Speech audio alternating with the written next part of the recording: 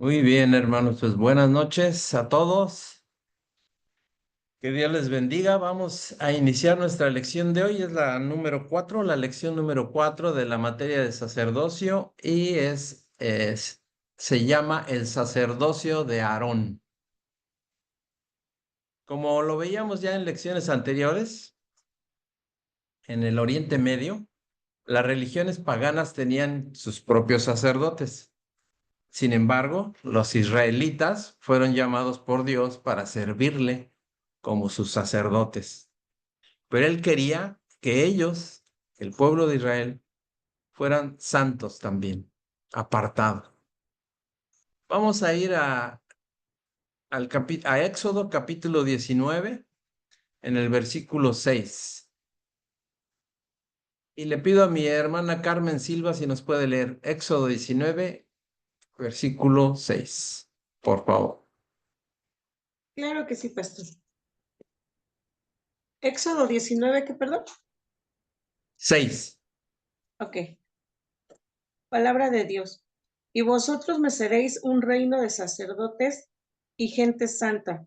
Estas son las palabras que dirías a los hijos de Israel. Amén. Amén. Gracias, hermana. Dios tenía un motivo para rescatar de la esclavitud a los israelitas. Ahora estaba listo para decirles cuál era.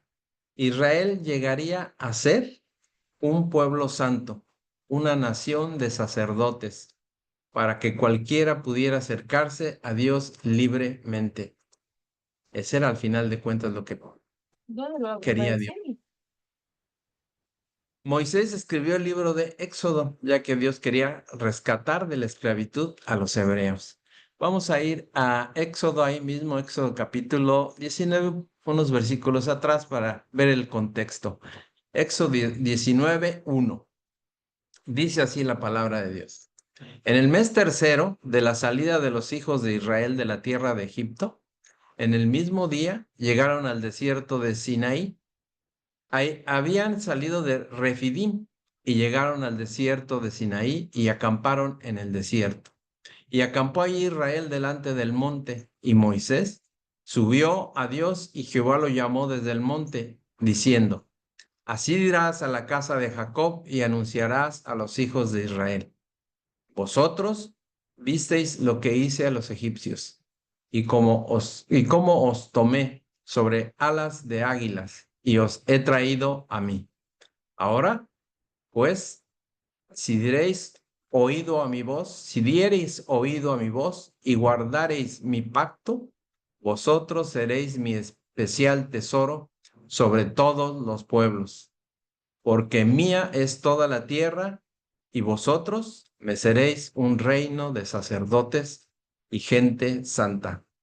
Estas son las palabras que dirás a los hijos de Israel. Ahí fue como Dios los puso, ¿verdad? Y Él los trajo los sacó de Egipto y los trajo por el desierto y los iba a llevar a la tierra prometida, pero Él antes tenía que trabajar con ellos. Y les dijo, un reino de sacerdotes. En estos versículos el Señor indica que espera de su pueblo liberado, un pueblo liberado. Su propósito para el futuro del pueblo requiere que éste comprenda cuál es la primera prioridad de Dios para ellos. ¿Cuál era su prioridad? Era la adoración, la meta de su obra redentora, junto con la reinstauración del reino, de su reino, ¿verdad? Mientras aprenden a adorar como una nación de sacerdotes, descubrirán los medios fundamentales para alcanzar futuras victorias. O sea, tenían que ir poco a poco. Como personas a las cuales se les ha prometido restaurarse. Su restauración depende de su andar ante Dios, rindiéndole culto. La liberación de Israel de Egipto no solo es un testimonio de victoria, sino el símbolo de un Dios que revela sus planes y métodos para la liberación de la iglesia y la realización de su misión. Así es como Dios le hace un llamado a Moisés para liberar a su pueblo. ¿Y cuál era el propósito y la voluntad de Dios? que el pueblo hebreo fuera un pueblo santo, apartado para él, un pueblo de sacerdotes y toda la nación fuera santa. Sin embargo, el pueblo, como siempre, como siempre se vio en el Antiguo Testamento, el pueblo se corrompió. Y lo vemos en 1 Corintios capítulo 10, versículos del 6 al 11. 1 Corintios capítulo 10, versículos 6 al 11. Y le pido por favor a mi hermano José Esperati, si nos puede leer por favor esos versículos. Capítulo 10, del 6 al 11. Amén, pastor.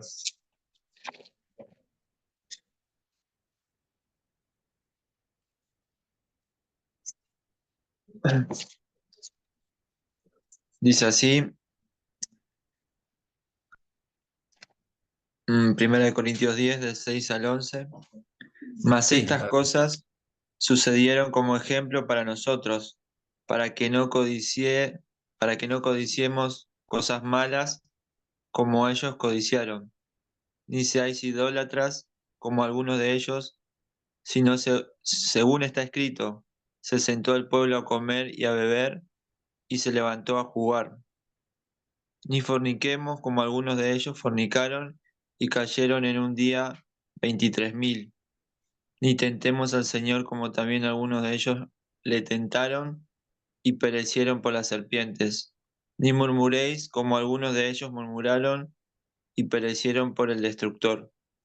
Y estas cosas les acontecieron como ejemplo y están escritas para amonestarnos a nosotros, a quienes han alcanzado los fines de los siglos.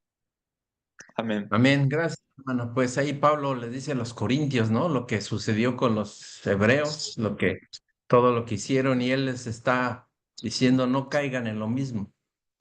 Estos y otros textos relacionados ofrecen plena justificación a los creyentes en el Antiguo Testamento que estudian el Nuevo Testamento, perdón, a los creyentes del Nuevo Testamento y que estudiaban el Antiguo Testamento para que extraigan lecciones de las afirmaciones y las analogías que ahí aparecen. O sea, cómo fueron Pablo en este caso, haciendo analogías de lo que hacían los israelitas y lo que no deberíamos de hacer también nosotros, o en este caso ahí los corintios.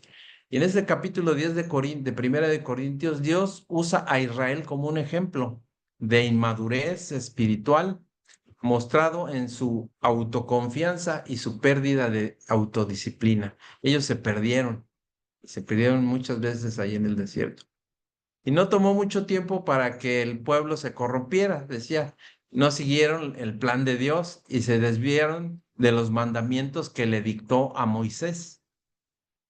Las 12 tribus deberían de ser santas, pero no atendieron su mandato. Y entonces estableció a la tribu de Leví.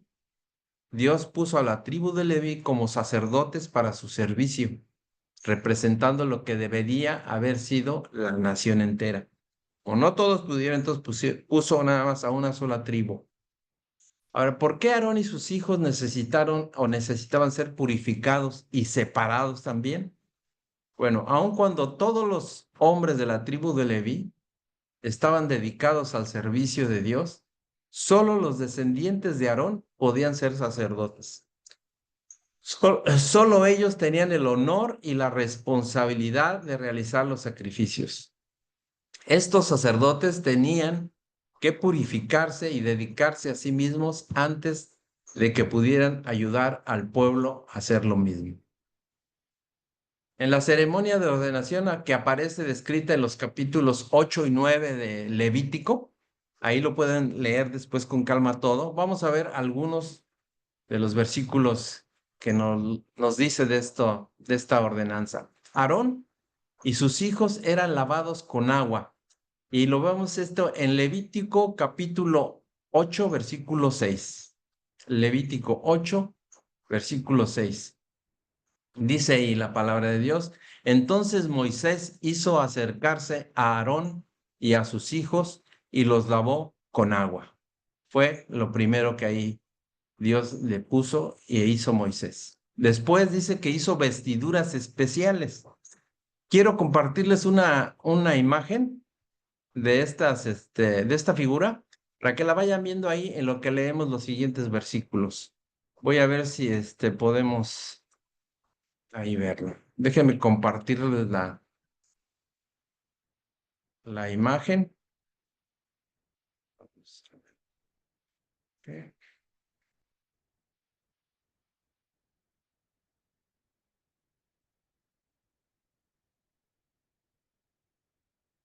A ver si ya la pueden ver. Ya la pueden ver, la voy a ampliar. ¿Sí la alcanzan a ver? Alguien nada más que me comente. Sí, Sí, pastor. pastor, se ve. ¿Se ve Se ve, completa? se ve clara. Sí, sí Muy está bien. completa. Bueno, esa es la vestimenta de un sacerdote. ¿Sí? Y ahí vamos a ir a Levítico capítulo 8, versículos 7 al 9. Levítico 8, 7 y 9. Vamos a estar ahí en Levítico en algunos versículos, en ese capítulo. Dice la palabra de Dios, versículo 7, y puso sobre él la túnica. La túnica, no sé si vean el mouse de mi ratón, la flechita, es esta, la túnica blanca. Se mueve el ratón, no sé si lo alcanza a ver, pero es la que está hasta abajo. Dice túnica de lino fino. Y le ciñó con el cinto, le vistió después el manto y puso sobre él el efod. El manto es el azul, aquí el azul turquesa, y el efod arriba, congregado, la alcanzan a ver, ahí está el efod. En cada uno de los nombres de las partes de las vestiduras va la referencia de dónde lo pueden leer después con calma para que si gustan estudiarlo, o bueno, estudienlo más bien, ahí lo puedan ver. Y lo ciñó con el cinto del efod, que es el que tiene ahí en su mano, es el cinturón, y lo ajustó con él. Luego le puso encima el pectoral. Aquí está el pectoral con 12 piedras preciosas. Y puso dentro del mismo los Urim y Tumim. Esto no se ve, no se ven, pero están dentro. El Urim y el Tumim, que estaban dentro del pectoral. Y puso dentro del mismo, perdón, el versículo 9. Después puso la mitra sobre su cabeza. La mitra. Y sobre la mitra enfrente puso la lámina de oro, la diadema santa, que dice santidad a Jehová, como Jehová había mandado a Moisés. Esta es la descripción que hacen de las vestiduras, de la vestimenta de los sacerdotes. Este dibujo, tal como lo ven aquí, en el Museo del Templo en Jerusalén, tienen una figura exactamente del tamaño de un hombre con toda esta vestimenta y cada parte de ellas ahí lo tienen. Lo tienen ya preparado para cuando se haga el templo, el tercer templo. Tienen todas las partes del tabernáculo las tienen listas ahí. Ese museo del templo está enfrente del Muro de los Lamentos en Jerusalén. Si alguna vez tienen la oportunidad y ojalá Dios les permita y puedan ir allá, ahí lo van a ver. Es muy interesante. Todo lo tienen ya ahí los israelitas en Jerusalén. Bueno, voy a cerrar la imagen para continuar con. Déjenme encontrarlo ahora. Muy bien, pues esa es la imagen. Después se las voy a pasar ahí en el chat. Ahí se los comparto para que lo tengan y lo puedan ver. Bueno, y luego ungió a Aarón con aceite en el versículo 8:12.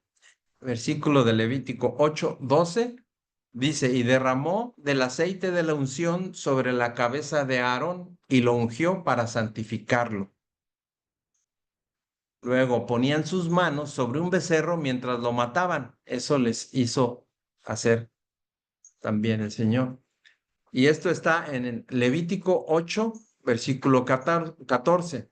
Dice la palabra de Dios. Luego hizo traer el becerro de la expiación, o sea, el perdón, Y Aarón y sus hijos pusieron sobre sus manos sobre la cabeza del becerro de la expiación. Y sobre 2 carneros pusieron también sus manos mientras los mataban. Luego sigue Levítico 8, del 18 al 19. Dice, después hizo que trajeran el carnero del holocausto, y Aarón y sus hijos pusieron sus manos sobre la cabeza del carnero y lo degolló, y roció Moisés la sangre sobre el altar alrededor. Versículo 22, vamos al versículo 22 de Levítico 8:22. Después hizo que trajeran el otro carnero, el carnero de las consagraciones, y Aarón y sus hijos pusieron sus manos sobre la cabeza del carnero. Esto mostraba que la santidad solo podía provenir de Dios y no de su rol de sacerdotes. Igualmente ahora, el que tengamos una posición religiosa no nos hace limpios espiritualmente. La limpieza espiritual solo proviene de Dios.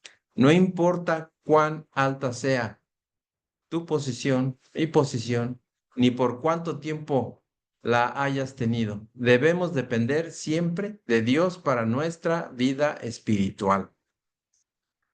¿Cuál fue el inicio del sacerdocio de Aarón? Bueno, Aarón, como ya por ahí lo habíamos visto, en el hebreo es Jaarón con H, y escrito casi igual, en lugar de doble A es la H, y que significa maestro. Es iluminado para acercar al pueblo también. Es descendiente de la tribu de Leví.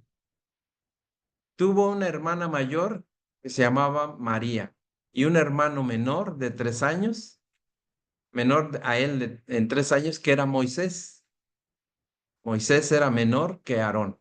Se casó con Elizabeth Aarón de la tribu de Judá, con quien tuvo 4 hijos, que eran Nadab, Abiú, Eleazar e Itamar. Y él fue el primer sumo sacerdote. El Señor comisiona a Aarón para ayudar a Moisés. Aarón aparece en la narración bíblica cuando el Señor lo comisiona para salir de Egipto y encontrarse con Moisés en el monte Horeb. Ahí conversaron sobre la estrategia divina que tenía Dios preparada para liberar a los israelitas de la esclavitud. El Señor se había manifestado a Moisés antes y le había indicado que Aarón sería su vocero, aún después de la salida de Egipto. Y Aarón, inclusive después de que salieron de Egipto, siguió siendo su vocero en algunas ocasiones. Era el portavoz de Moisés ante los hijos de Israel. Vamos a ir a Éxodo capítulo 4, versículo 27. 27 al 30. Y le pido por favor a mi hermano Lucas Valdés. Lucas Valdés, si por favor nos lee Éxodo 4, 27 al 30. Sí, hermano, ahí lo leo.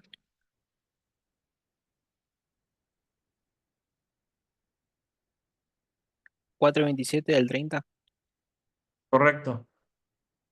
dice, y Jehová dijo a Aarón, ve a recibir a Moisés al desierto, y él fue, y lo encontró en el monte de Dios, y le besó. Entonces contó Moisés a Aarón todas las palabras de Jehová que le enviaba, y todas las señales que le había dado. Y fueron Moisés y Aarón, y renunciaron a todos los ancianos de los hijos de Israel. Y habló Aarón acerca de todas las cosas que Jehová había dicho a Moisés, e hizo las señales delante de los ojos del pueblo. Amén. Gracias. Así es, Dios habló con Moisés, pero comisionó a Aarón que fuera el vocero de Moisés ante el faraón. Primero ante el pueblo, ante los hebreos, porque él estaba con ellos, ¿no? Aarón estaba en la cautividad en Egipto cuando regresó Moisés del desierto. Y también fue el vocero ante el faraón. Antes que Aarón fuera el sumo sacerdote, igualmente se sometió a Moisés, esto para honrar a Dios. Al impulso de Aarón, se fue al monte de Dios, a Horeb, a buscar a su hermano, como le había dicho Dios, buscando a Moisés, y lo encontró.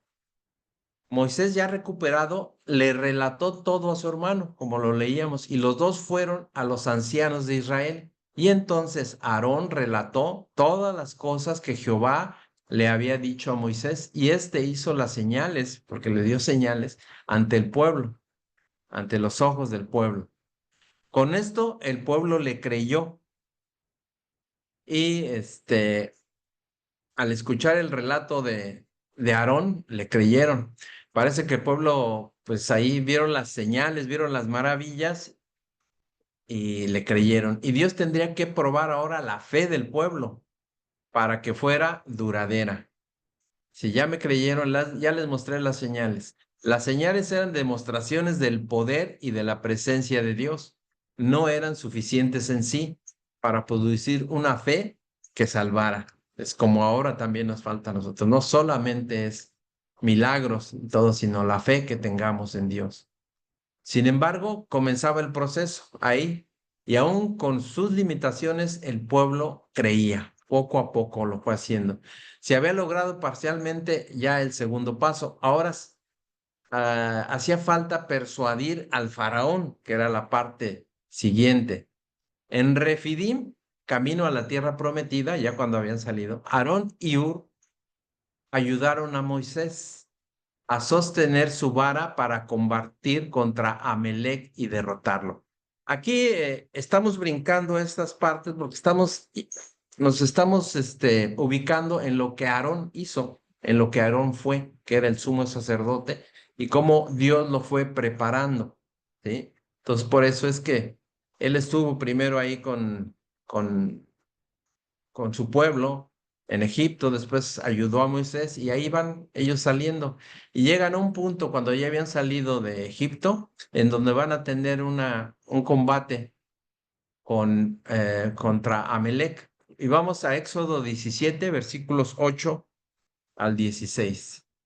Éxodo 17, versículos 8 al 16. Y le pido por favor a mi hermana Mabel si nos puede leer Éxodo 17 del 8 al 16. Sí, pastor, voy.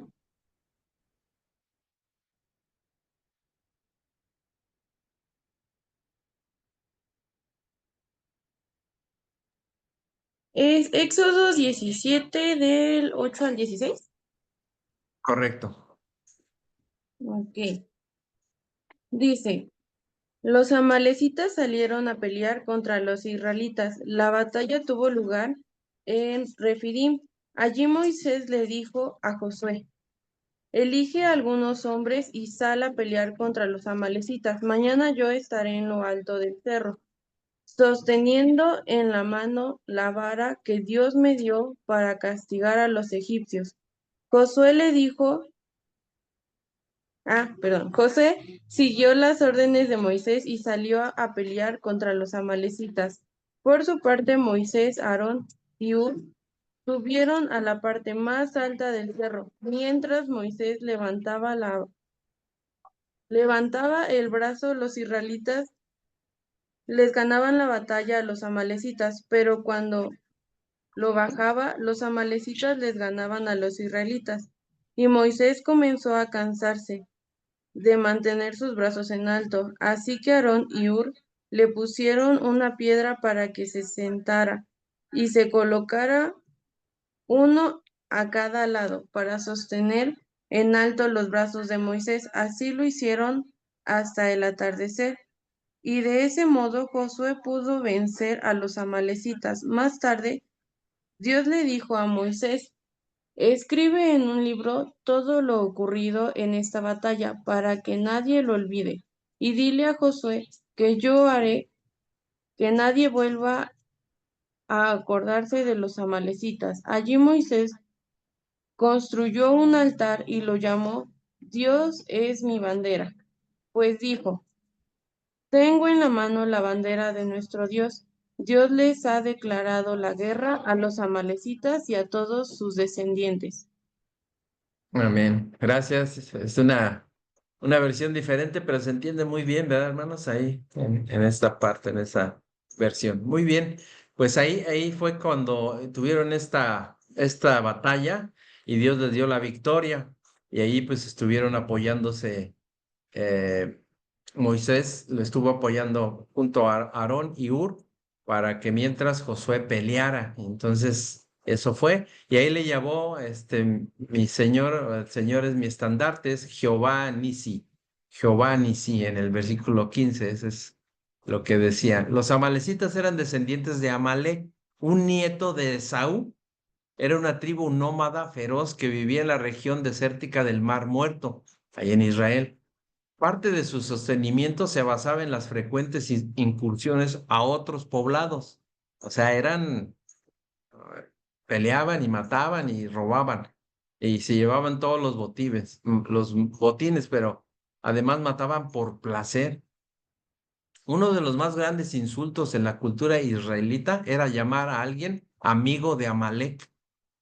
Cuando los israelitas entraron en la región, los amalecitas vieron una oportunidad perfecta tanto por el placer que ellos sentían por la pelea, por matar, como por el provecho que iban a tener de lo que les quitaran, ¿sí?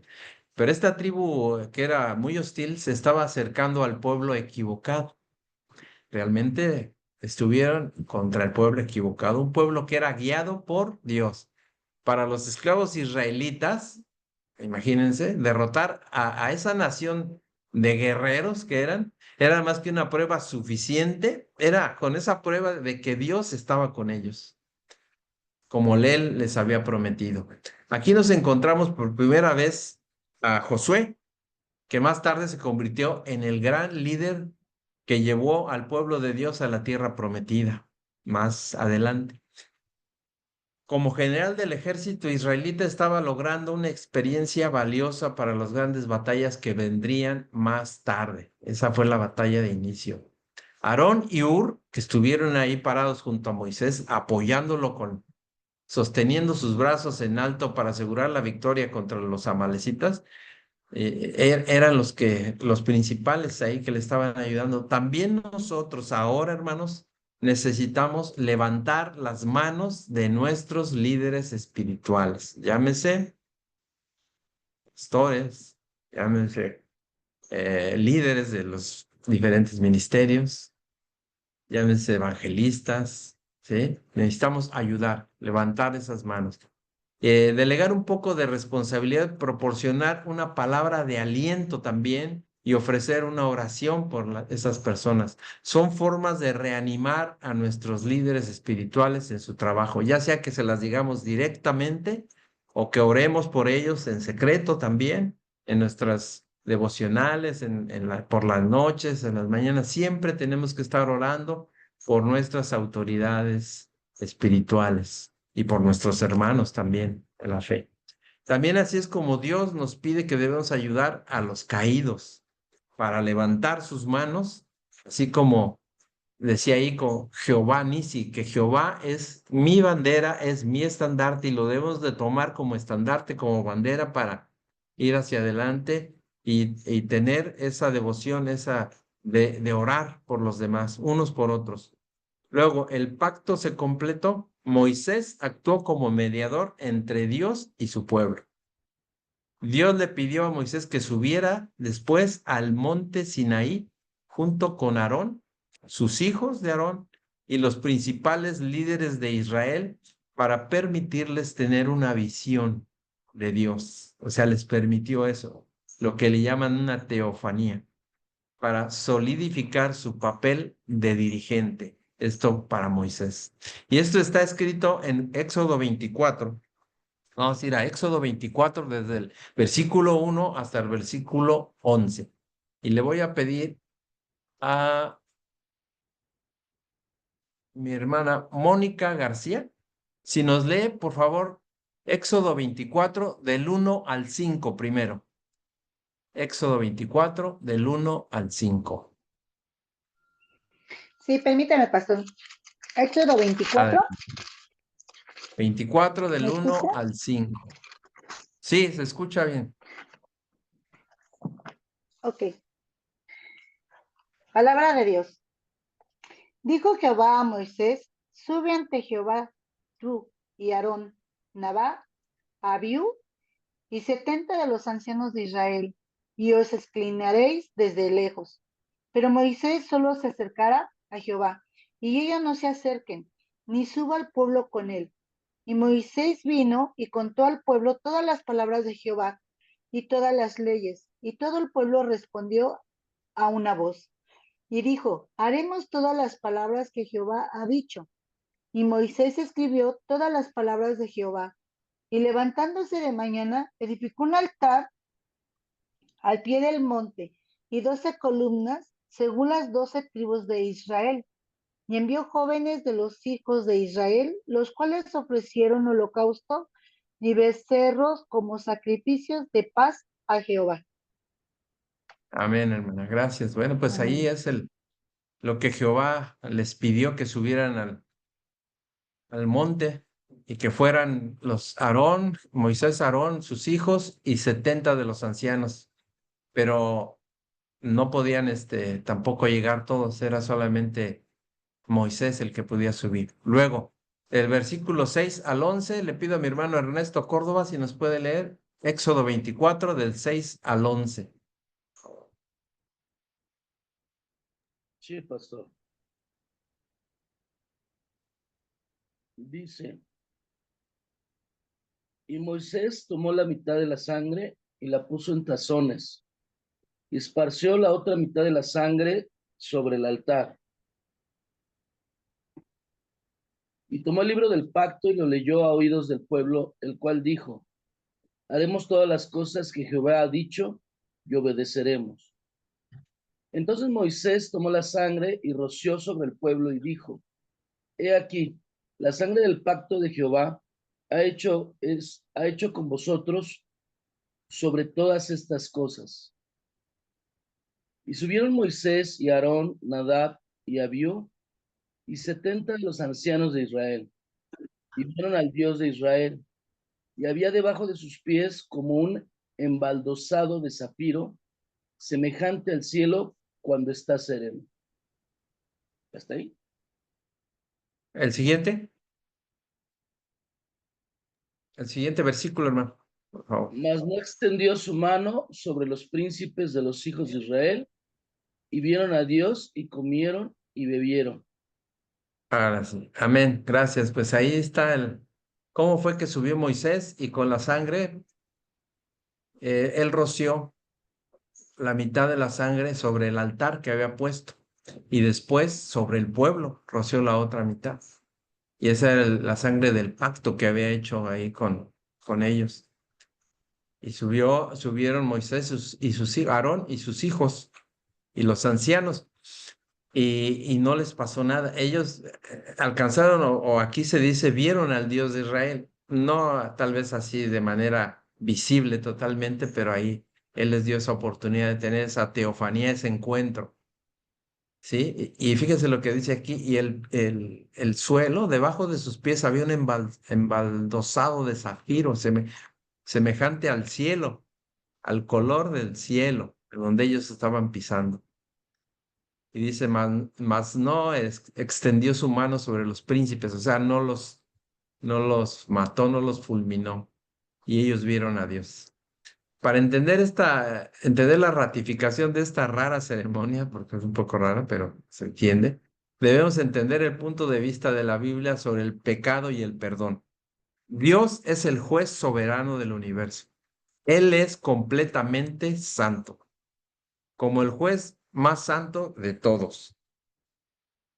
Condena el pecado y lo juzga castigándolo con la muerte. En este caso, no hubo eso.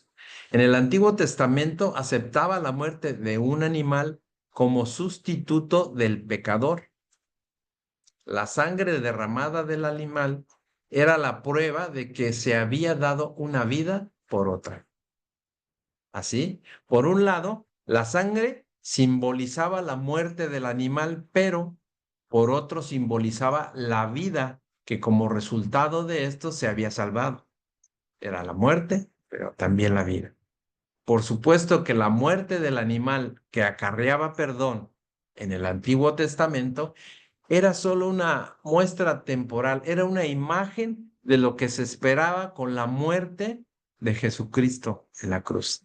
Dice en Hebreos capítulo 9, ahí lo pueden ver, Hebreos 9, versículos 9 y 10 y el 24. Hebreos 9, 9, 10 y el 24. En esta ceremonia, Moisés roció la mitad de la sangre de los animales sacrificados, una sobre el altar, como les decía, para mostrar que el pecador podía acercarse una vez más a Dios, porque ya algo había muerto en su lugar. Y después roció la otra mitad de la sangre del sacrificio sobre el pueblo, para mostrar que el castigo de su pecado había sido pagado y podían reunirse ya con Dios. Mediante este acto simbólico, las promesas de Dios a Israel se reafirmaron y aprendieron lecciones espirituales acerca del futuro sacrificio y muerte de Jesucristo en la cruz para expiación. Eran, como les decía, imágenes de lo que iba a suceder en el futuro. Era solo una imagen, era una sombra de lo que vendría. No podemos traspasar los límites que nos pone Dios. Sin embargo, en esta lectura, Dios le dio oportunidad a Aarón, el futuro sumo sacerdote, a sus hijos, también los futuros sacerdotes, así como a los 70 ancianos de la tribu de Israel, los líderes, para que se acercaran a él en esa ceremonia. Somos seres humanos y podemos cometer errores y los vamos a seguir cometiendo. Podemos decir que estamos haciendo algo para Dios sin estar Dios presente, sin pensar que Dios nos ha enviado a realizar un trabajo para Él. Y hacemos las cosas sin que Dios esté presente. Claro. Entonces Dios consagró a Aarón y a sus hijos como sacerdotes para que ministraran al pueblo de Israel. Esto dice en Éxodo 28, Éxodo capítulo 28, versículos 1 al 4. Vamos ahí, Éxodo 28, del 1 al 4. Dice, así dice la palabra de Dios. Harás llegar delante de ti a Aarón tu hermano y a sus hijos consigo, de entre los hijos de Israel, para que sean mis sacerdotes, a Aarón y a Nadab y a Abiú, a Eleazar e Itamar, hijos de Aarón. Y harás vestiduras sagradas a Aarón tu hermano, para honra y hermosura. Y tú hablarás a todos los sabios de corazón, a quienes yo he llenado de espíritu de sabiduría, para que hagan las vestiduras de Aarón, para consagrarle, para que sea mi sacerdote. Las vestiduras que harán son estas: el pectoral, ya lo vimos, el efod, el manto, la túnica bordada, la mitra y el cinturón. Hagan pues las vestiduras sagradas para Aarón, tu hermano, y para sus hijos, para que sean mis sacerdotes. Ahí les estaba también diciéndole lo de las vestiduras. Cada parte de las vestiduras tiene un significado. Ahorita no es el punto, pero cada parte de las vestiduras tiene un significado espiritual. Dios le dijo a Moisés que acercara a Aarón y a sus hijos para hacerles vestiduras especiales, sagradas, para su honra y hermosura. Y le dijo que les hablara a todos los sabios. ¿A quiénes les habló? Pues a los que iban a trabajar en la hechura de esta ropa, para poder consagrar a Aarón. Dios le estaba enseñando a su pueblo cómo adorarlo y que ayudaran a servir en el tabernáculo, pero primero los unge, los viste y los prepara para mantener una relación santa con Dios. ¿A qué somos llamados ahora nosotros? A que ayudemos a preparar a las personas para que adoren, alaben y que tengan una relación con Dios. Ese es también nuestro trabajo, nuestra responsabilidad. Un sacerdote no solo era de la tribu de Leví en ese entonces, sino descendiente de Aarón además, y ayudaba al pueblo para relacionarse con Dios, ya que eran los representantes del pueblo ante Dios y ministraban todos los días en el tabernáculo. Aarón tuvo a su cargo a todos los sacerdotes y levitas. Dios le estaba enseñando a su pueblo cómo adorarlo. Para ello necesitaba ministros que supervisaran las operaciones del tabernáculo, y eran ellos, y que ayudaran al pueblo a mantener su relación con Dios. ¿Sí? A estos hombres se les llamó sacerdotes y levitas, y solo podían ser descendientes de la tribu de Leví. Un sacerdote no solo era de la tribu de Leví, sino que además era descendiente de Aarón, los sacerdotes como tal. Y la tribu de Leví apoyaba para cuando se tenía que mover el tabernáculo, lo tenían que desarmar y lo tenían que volver a armar, y ellos eran los que ayudaban toda la tribu de Leví. Pero los sacerdotes en sí eran descendientes de Aarón. Como tales tenían más responsabilidades que los levitas, que los demás, como de todo el grupo. Y por ejemplo, como sumo sacerdote, Aarón tenía a su cargo a todos los sacerdotes y a todos los levitas.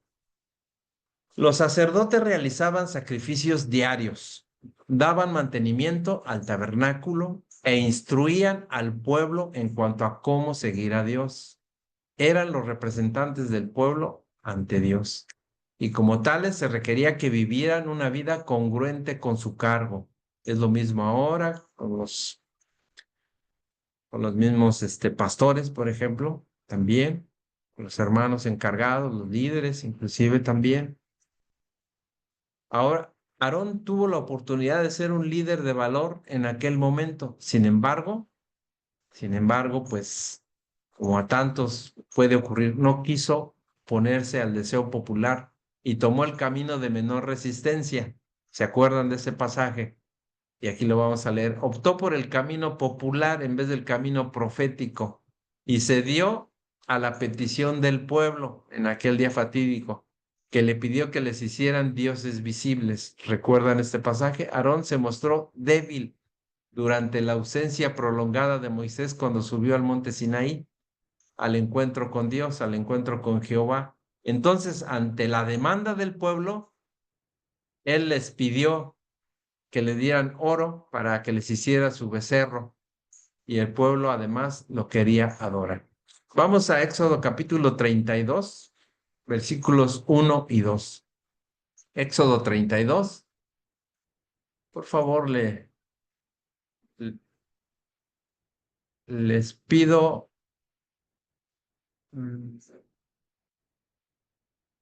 a mi hermano Roberto Peláez si nos puede leer Éxodo 32, versículos 1 y 2, por favor.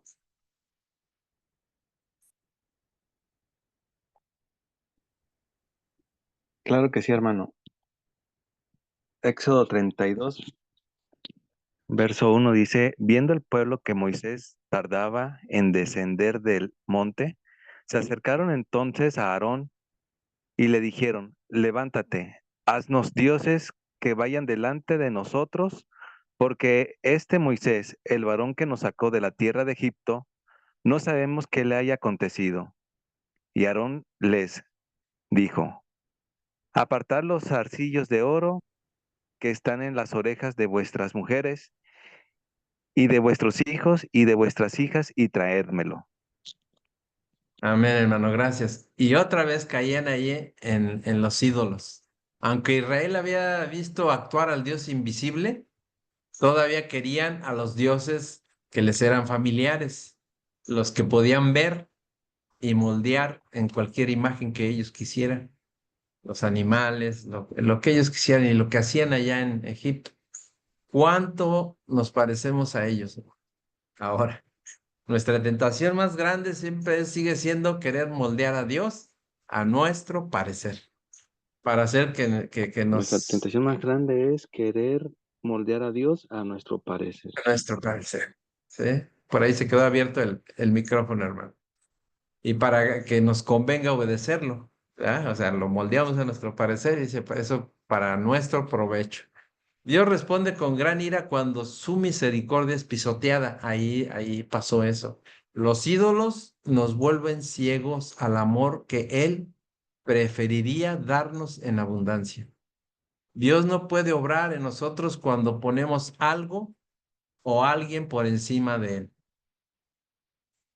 ¿Existe algún ídolo en la vida de cada uno de nosotros que impida que el verdadero Dios viva en nosotros? Debemos de preguntar. Y los ídolos, pues ya sabemos que pueden ser la música, el baile, a los hijos, los nietos, todo puede ser idolatría, no solamente las imágenes que tenemos o que hay también de dioses. La gracia de Dios es la que nos da la paciencia para poder esperar en Dios. Se nos desnuda la debilidad de un hombre cuando se doblega ante las presiones y demandas que no son de Dios, que es lo que le pasó ahí a Aarón. No debemos acceder a las demandas del mundo o inclusive a las demandas de nuestra propia familia, entonces, ¿verdad? Y dejar las cosas de Dios por otras cosas del mundo. Aarón ofició como sumo sacerdote durante 38 años y murió poco antes de que Israel entrara a la tierra prometida, de acuerdo con lo dicho por Dios. Esto se lo dijo. Vamos a ir a Números, capítulo 33, versículo 38. Números 33, 38. Le pido a mi hermana Alejandra Aguilar. Ale Aguilar, si está conectada. Ah, sí. Si nos lee, por favor, Números 33, 38, hermana, por favor. Sí, hermano. 33, 8. 38. 38. Y subió el sacerdote Aarón al monte de Hor, conforme al dicho de Jehová, y allí murió, a los 40 años de la salida de los hijos de Israel de la tierra de Egipto, en el mes quinto, en el primero del mes. Amén. Gracias. En resumen, Aarón, el sumo sacerdote, dice, como lo dice Éxodo 28 y Éxodo 39, también ahí lo podemos leer, debería de cumplir lo siguiente. ¿Qué requisitos? Jehová nombró a Aarón, hermano de Moisés, como el primer sumo sacerdote. Debería de ser santo y apartado de cualquier cosa que pudiera contaminarlo, porque era un intermediario entre Dios y el pueblo. Solo los descendientes de Aarón tenían permitido ser sacerdotes. Aarón era de la tribu de Leví. Los levitas eran los únicos autorizados a trasladar el tabernáculo y transportar el arca del pacto. Eso lo pueden ver en Números 1:51. Las vestiduras.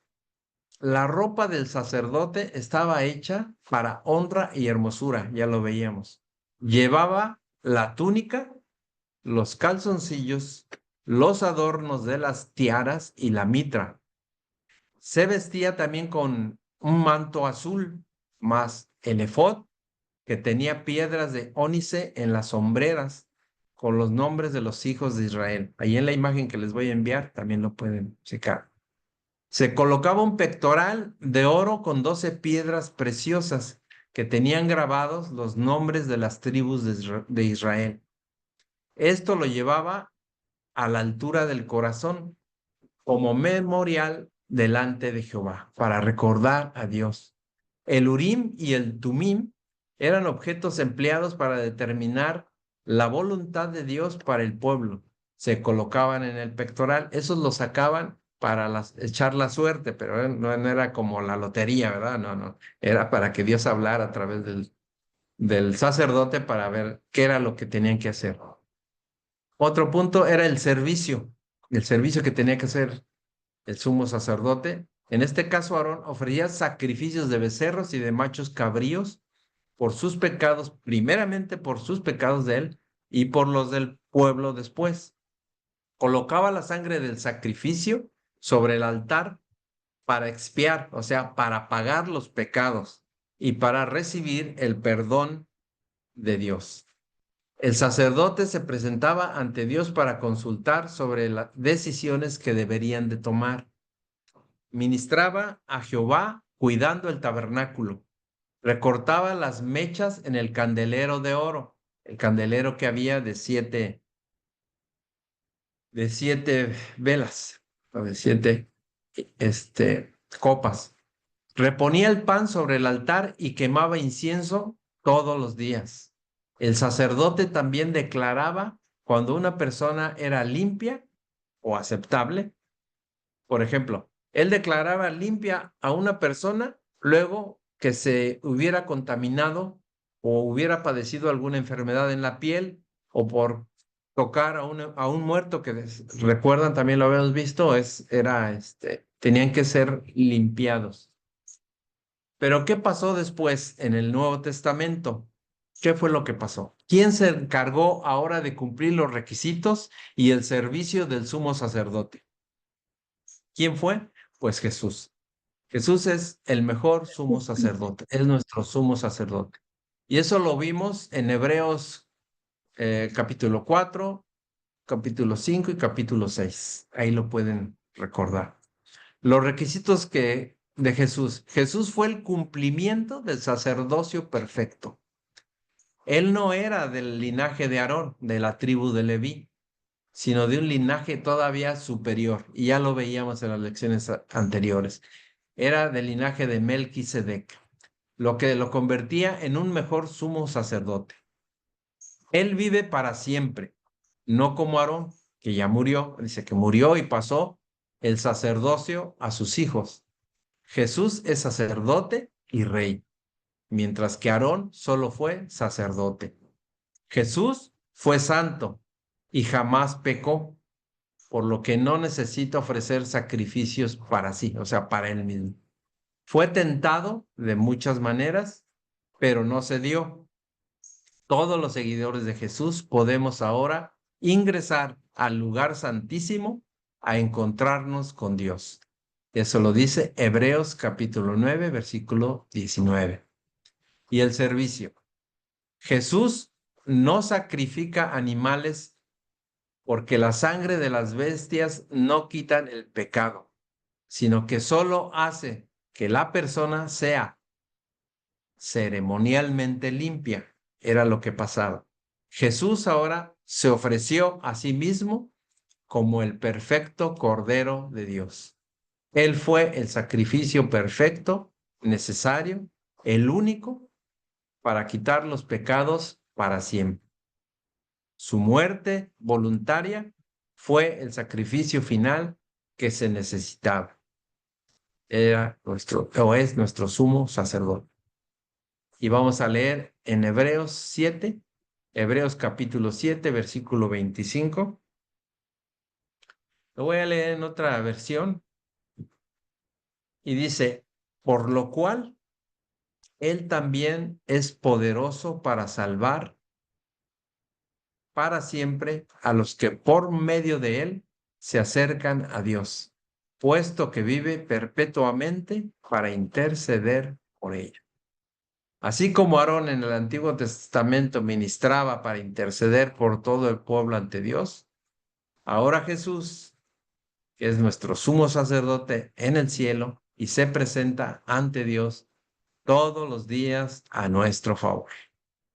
Muy bien, pues aquí termina la lección de hoy, hermanos, que es la lección número 4 y se llama el sacerdocio de Aarón. Amén. Gracias a Dios. Terminamos la lección número 4 y bueno, voy a detener la grabación y vamos a ver.